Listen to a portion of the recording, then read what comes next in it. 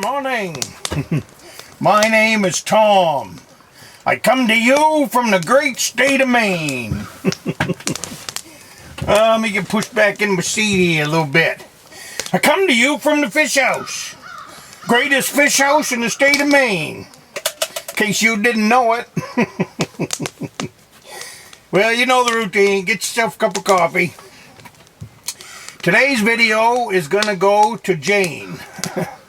Good morning, Jane. I got your email this morning, and it was a great question. However, it's easier for me to answer it in this video. So I'm going to answer your question in this video. It was a great topic. And your question was, where's the video where I talked about live bait for ice fishing?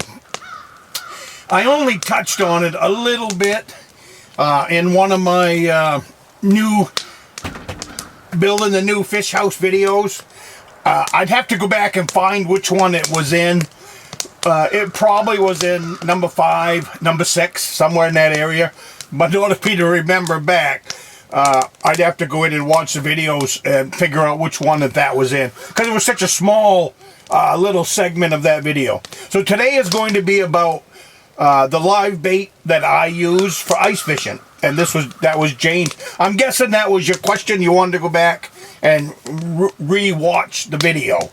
So this video is going to be all about the live bait that I use. Sizes, depths, stuff like that. So it was a great, once I got your email, it kind of led me into thinking about that overnight.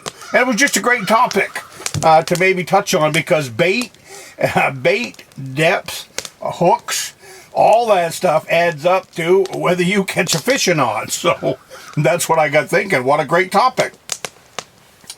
So let's start out with, right now we're on, in the state of Maine, they have what's called, it's a free fishing weekend for everyone. They do have a free Father's Fishing Day, and I think that's in the summertime. But this weekend you don't have to have a license to go ice fishing. The state of Maine has worked that in so that anybody that wants to try out ice fishing can go. But what I've gathered is it's kind of put a strain on the live bait. You know, at the bait stores, I've seen a couple of stores that have an ad out that apologizing for not having enough bait for the free fishing weekend. So the state of Maine's created a problem for the live bait industry.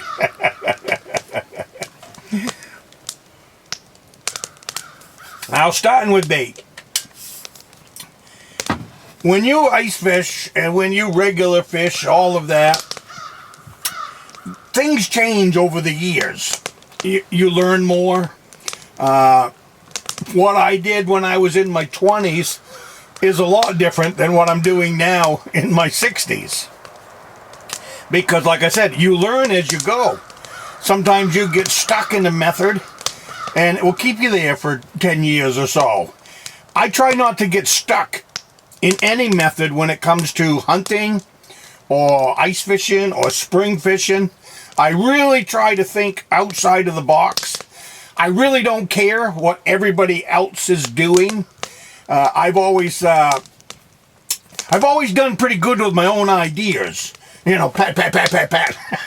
So I don't really, if someone else is doing it on the lake and they're doing it, that doesn't matter to me, because my thought process is just like deer hunting. Only about 10% of the deer hunters take a deer every year for years and years. And then same thing with fishing. Just because someone's out there with a fish pole doesn't make them an expert. And I'm not saying I am either. I learn as I go. I've always learned. But what I decided many years ago was to start fishing with, maybe that was where you got it in that video, or maybe, I just can't remember. I put out 3 videos a week, so I have to go back and look at them. And I don't have a script. I think about a topic. I've done it for so long. I've done the methods for so long that it's all right here. You know, so it's not like I got to write it down or go to a book. It's more or less, can I remember what I've done in the past to to what I'm doing now. So that's why I'd have to go back and watch the video, because what you see is what you get. This channel is all about common sense, and same thing when it comes to fishing, common sense fishing. Depends on what you're fishing for. If I'm fishing for brown trout, I'm using really small bait. They have a small mouth. So if I'm fishing for brown trout, my bait, I used to have a pond that I could get little shiners out of that wasn't, they were 1.5 inches at the longest. So that's what I use for brown trout fishing. The same thing if I'm going whitefish fishing. I'm using as small a bait as I can get, whether I'm trapping my own or whether I'm going to the bait store. If I'm going to be fishing for whitefish, I want a really small whitefish. I mean a really small bait, because whitefish have a really small mouth, and it's a really soft mouth. So you have to have, you got to get the hook in there, you got to get the bait in there, and you got to keep the fish. So whitefish have a soft mouth, so everything is done with them with a soft touch. At least here in this state. I can't speak for the big fish that are in Michigan and all that. We don't have those great big whitefish that you guys have. I wish we did. I love fishing for whitefish. But about 15 years ago, I decided that I've caught as many lifetime fish as I need. Lifetime fish to me is a monster fish. I've been fishing for over 50 years. I've caught big lake trout. I've caught big pike. I've caught big bass. You name it. I've caught big cusk. In this state, as far as I'm concerned, they probably don't get much bigger than that. I've got a cusk not too many years ago that was 12 pounds. Beautiful fish, great eating fish, all that. But I say all that to say this, it is for big fish. I firmly believe now you really need a big bait. If you want to start fishing for the average, now it's not going to matter when it comes to your brook trout. It's not going to matter when it comes to your brown trout. It's not going to matter when it comes to your salmon fishing. They've only got so big a mouth. But if you're going after some of these other fish that's got a really big mouth, like these largemouth bass, these great big pike that we have now in the state, different fish like that, you need to be fishing with a pretty big bait. You need to. It's just the way, and that's what I'm doing with the grandkids. We've been nailing the big fish this winter. Every one of them boys, they've gotten big bass. The youngest one got a 6-pound. No, youngest. We have one below him now. Lincoln got himself a 6-pound bass. He's only 6 years old. So, but what I learned was fishing with big bait gave us big bass, and picked that up, I don't know, 15 years ago or so, whatever. It's just like, I come to the point where when I go ice fishing now, I either want a big fish or I want no fish.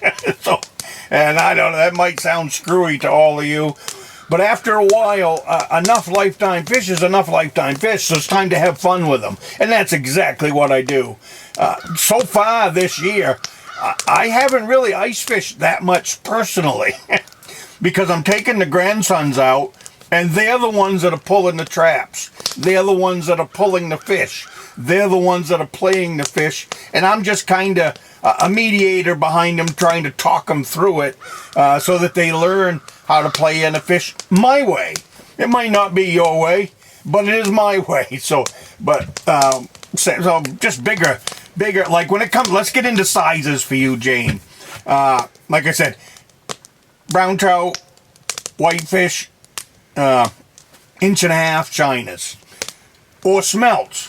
If you can get your hands on some smelts, that's the best fish. That's the best bait for salmon fishing, brown trout fishing, and brook trout fishing, as far as I'm concerned. And I can't believe anybody out there would disagree when it comes to that. I mean, that's just old school proven method in the lakes of Maine since the beginning of time.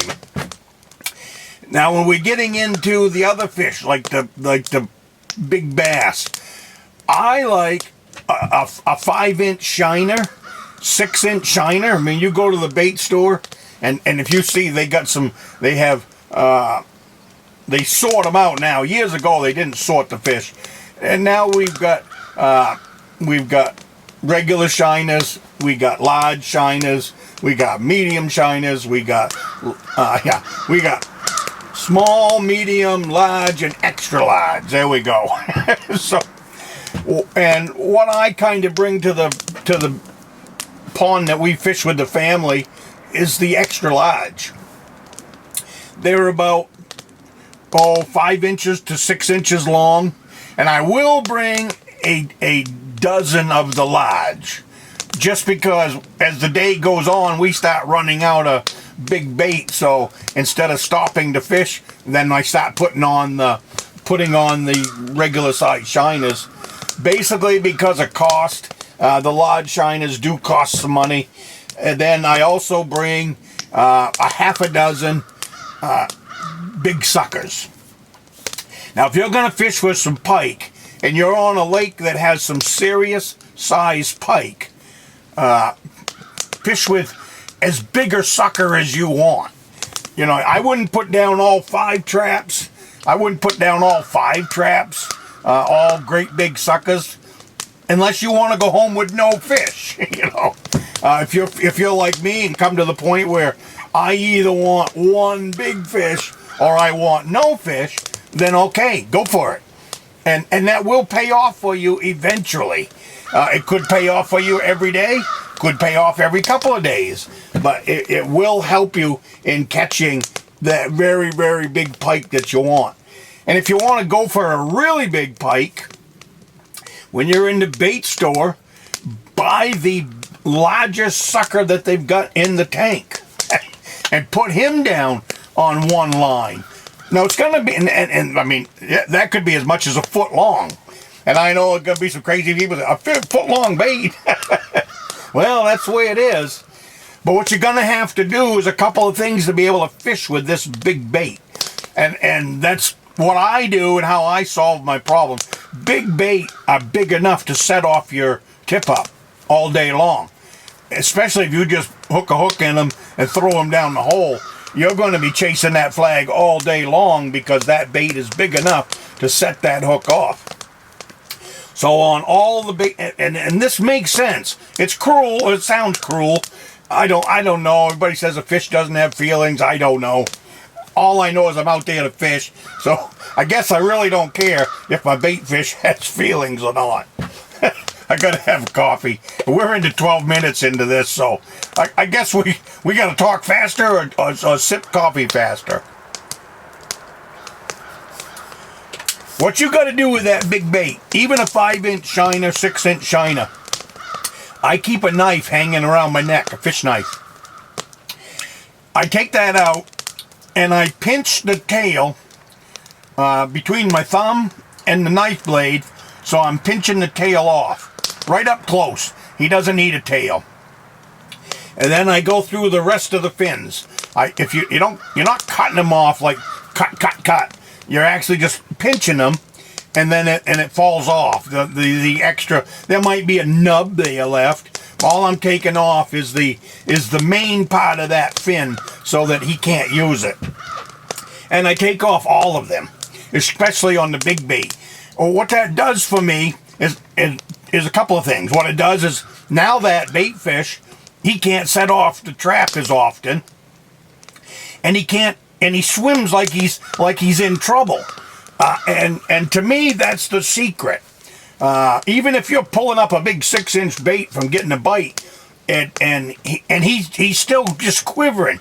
He might not be alive 100%, but he's down there thumping. He's down there trying. Put that bait back down. I think that half-dead bait does better than a fully live one, because that bait's down there, he's laying on his side, he's laying upside down, he's thumping every once in a while, he's kicking, and a big fish comes along and says, "Oh, there's a free meal," and he runs in there and he grabs a free meal. And it's the same thing with the big suckers, all that stuff. But you got to keep that big sucker from setting off your tip up.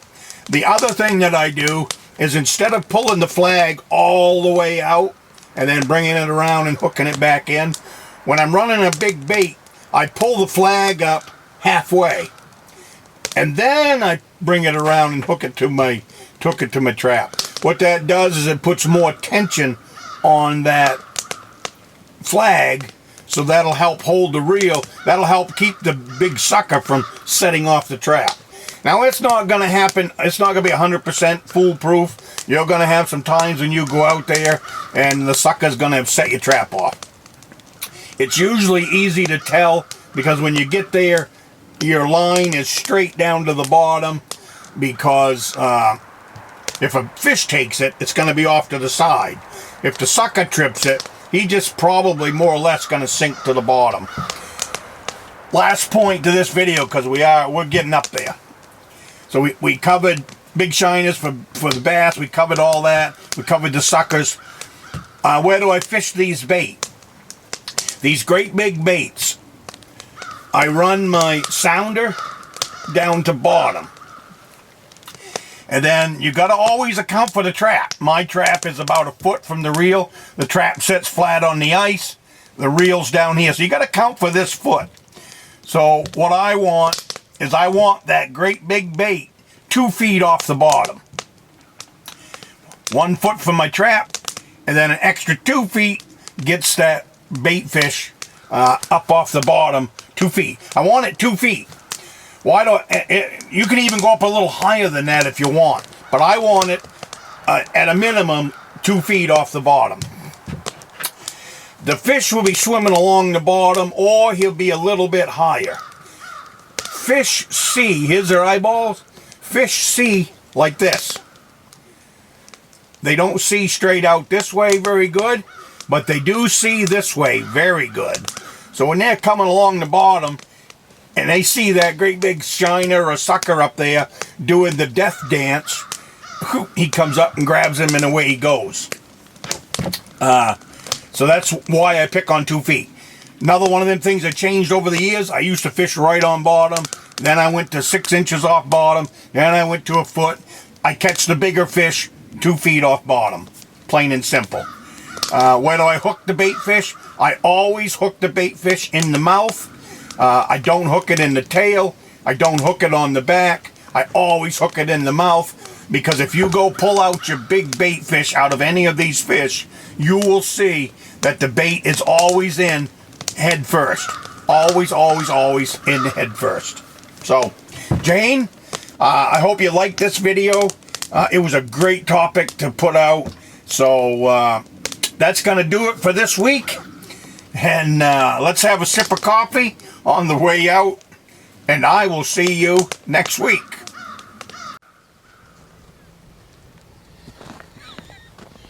Yeah. Up close and personal. Shoot. Look how pretty he is. Big tail. He's starting to freeze up.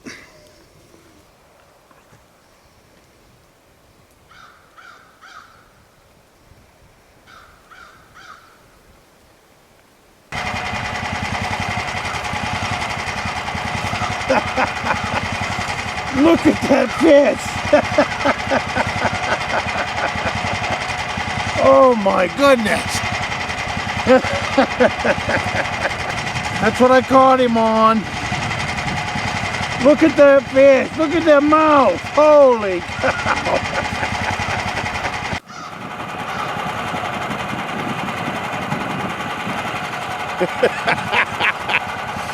Look at that fish. Oh my goodness. If you don't think that's a bass and a half. Oh goodness, goodness.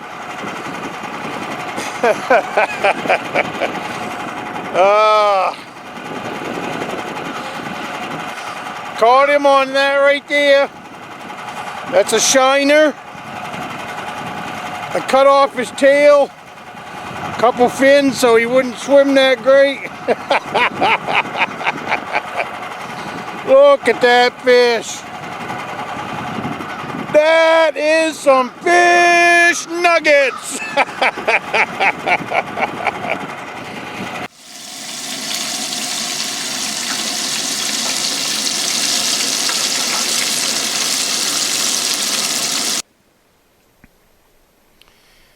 That has got dead bait on it.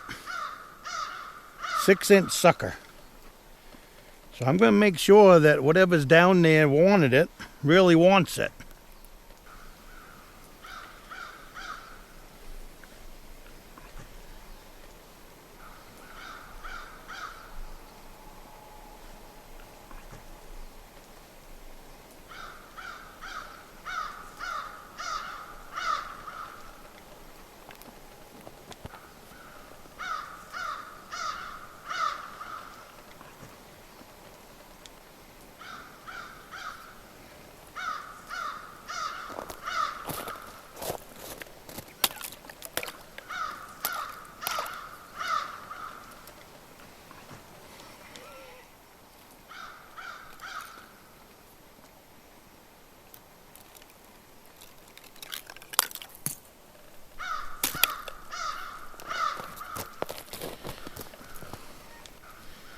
We've got a nice one.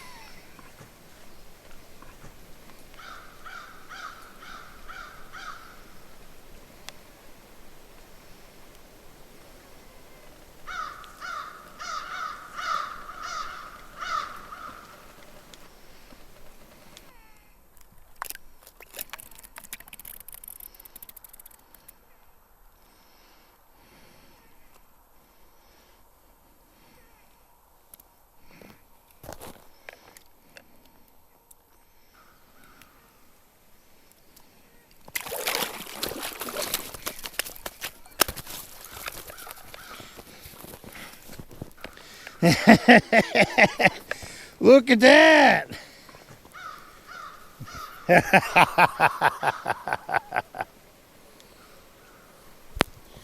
Look at that.